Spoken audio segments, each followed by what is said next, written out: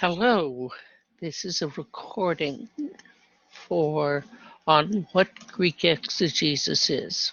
This is a four-part introduction that goes from Greek exegesis, what is it, why do we do it, to Lecture 2, Inductive Bible Study, how do you actually do Greek exegesis. The third step is literary relationships. The fourth step is examples of observation. We will have one class video on how to do your 1 John assignments using the Greek exegetical process.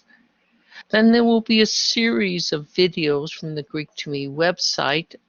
In the Greek 3 course, there is a Greek exegesis introduction. Then we will come back and have a class video on the Luke Acts and the perfect participle and how that can lead us into interesting Greek observations. And that will be the end of our series. So let's begin with our first presentation. What Greek exegesis? What is Greek exegesis? Why do we do Greek exegesis? And what does it mean that exegesis does observation, interpretation, and application? So first of all, what is Greek exegesis? It comes from the Greek words ekenomai, I lead out, narrate, explain, or tell the story of, or the noun exegesis, which is the explanation, narration, and the story.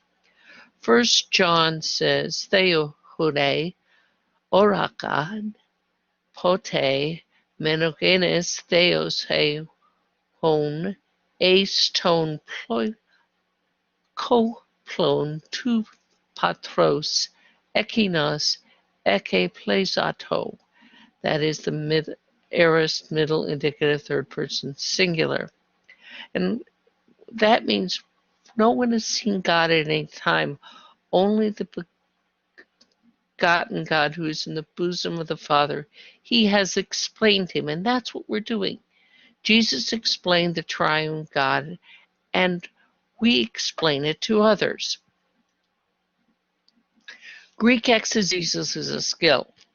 Making Greek exegesis for a skill for a church you pastor, for a Bible study you lead, for personal use when you're answering the hard questions of life, for a scholarly paper you want to write, or perhaps you need it for PhD studies.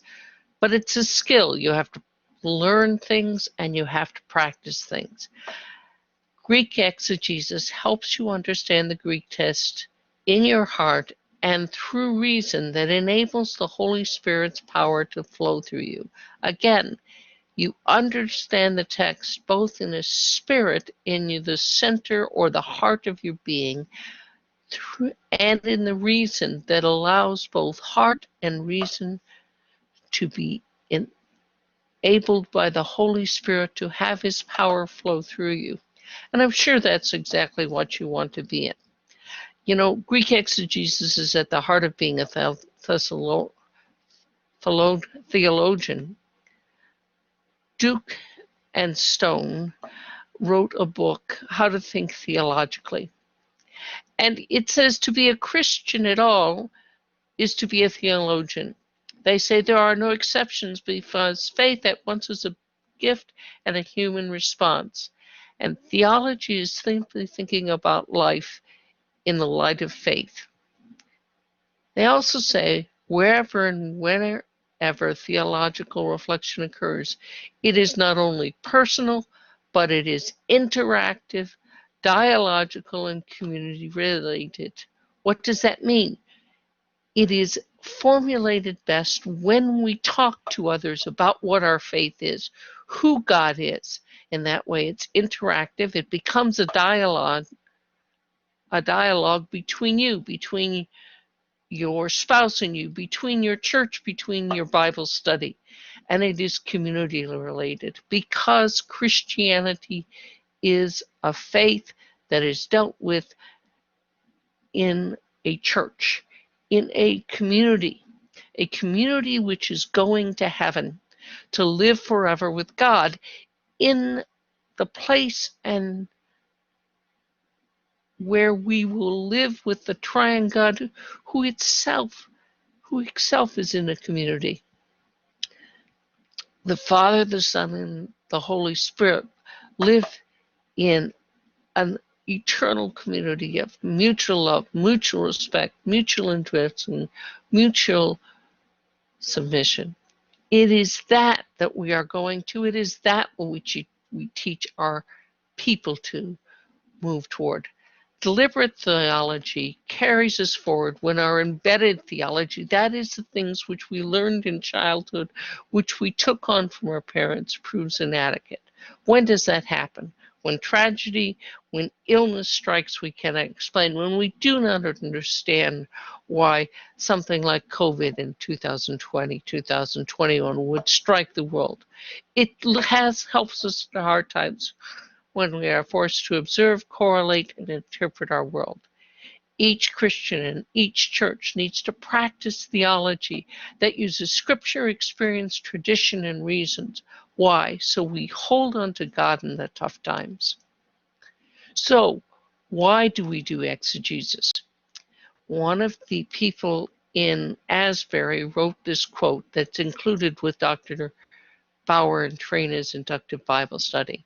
It says, when I entered Professor Trainer's class, I had a polemic understanding of the Bible. I was the center, my will, my positions, my needs, around which the Bible turned. After 3 years in that class, I was a thoroughgoing Copernican.